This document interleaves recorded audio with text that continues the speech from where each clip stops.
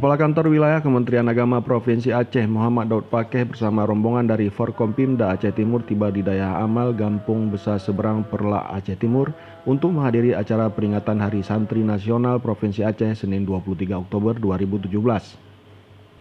Kedatangan Kakanwil dan rombongan di dayah tersebut disambut oleh pimpinan Dayah Amal Ayah Armis beserta para santri dan juga dengan lantunan salawat badar.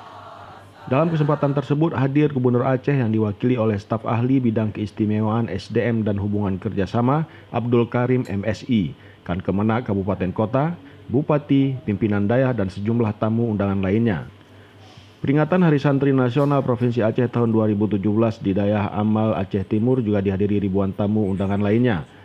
Acara tersebut diawali dengan pesiju dan pengalungan kain redak kepada Kakanwil dan Gubernur Aceh oleh pimpinan Dayah Amal Ayah Armis. Selain itu, para santri juga mengucapkan ikrar santri Indonesia dan menyanyikan lagu Bulwatan.